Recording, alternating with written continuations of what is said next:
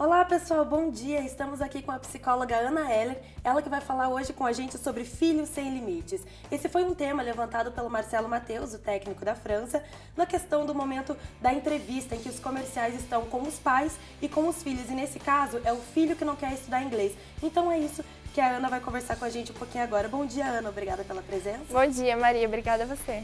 Ana, começa contando pra gente em que momento essa inversão de valores se inicia.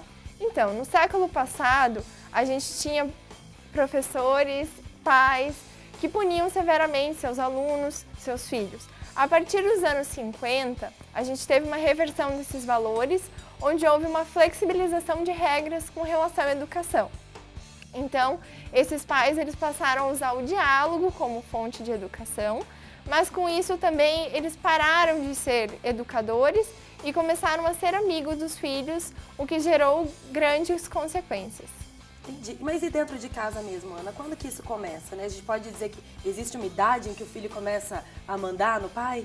Desde pequeno, o filho ele já tem consciência, desde uma certa idade, uns 1 ano e pouquinho, 2 anos, o filho já tem consciência do que são os limites, do que pode, o que não pode, ele já começa a aprender o significado da palavra não, já começa até a dizer uns nãos por aí, né?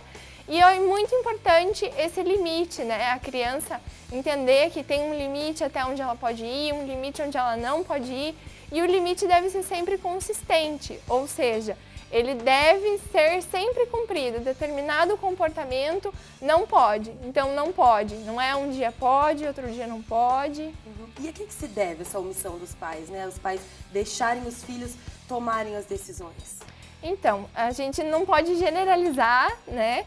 Muitos pais não são assim, muitos filhos não são assim, né? Então, duas principais dificuldades podem ser citadas. A negligência, onde os pais, por inúmeros motivos, eles saem de casa e deixam os filhos sozinhos para trabalhar, porque precisam de dinheiro ou para fazer alguma outra coisa, né? E com isso, os filhos eles ficam carentes de limites, de afeto. Com isso, eles acabam ficando carentes, ficando fracos, ficando com baixa tolerância à frustração, né? E uma outra dificuldade apresentada pelos pais é a permissividade. Na permissividade, há excesso de tolerância, falta de orientação e sensação de superioridade. As crianças elas se tornam desobedientes, autoritárias, agressivas e se sentem superiores às outras. Ana, e como que essa situação pode influenciar no futuro das crianças, né, dos adolescentes, por exemplo, na carreira deles? Então, um exemplo bem famoso que a gente pode citar é a geração Y. São as pessoas que nasceram entre 1970 e 1990.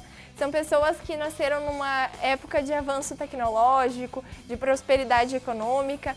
Então, são pessoas que foram muito mimadas pelos pais, receberam muitos presentes. Então, eles não estão acostumados com atividades subalternas. E isso acontece muito nos trabalhos. Eles já querem começar a carreira com trabalhos muito altos, salários muito altos. E isso acontece que não existe, né? Então gera uma frustração e eles não conseguem parar em trabalho nenhum.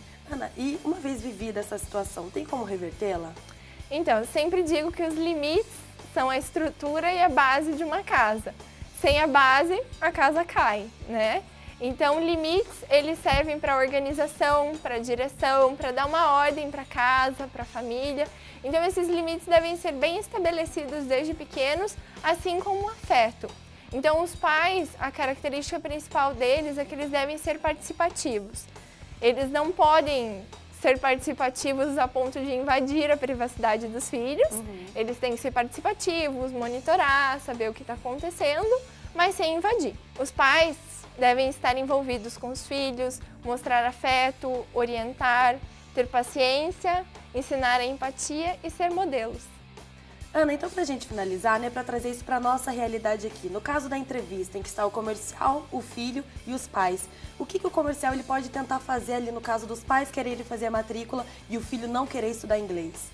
Bom, existem situações que os filhos podem decidir e outras que eles não podem.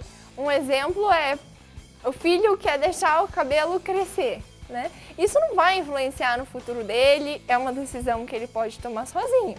Agora, abandonar a escola ou estudar inglês, que são coisas que vão influenciar no futuro dele. são atitudes, comportamentos que o filho não tem capacidade, autonomia para decidir sozinho ainda. Então, os pais, eles podem ter um bom diálogo, uma boa conversa com os filhos em casa e explicar a importância da escola, do inglês. Legal, Ana. Muito obrigada pela participação, pela sua entrevista e um bom dia para você. Obrigada a você.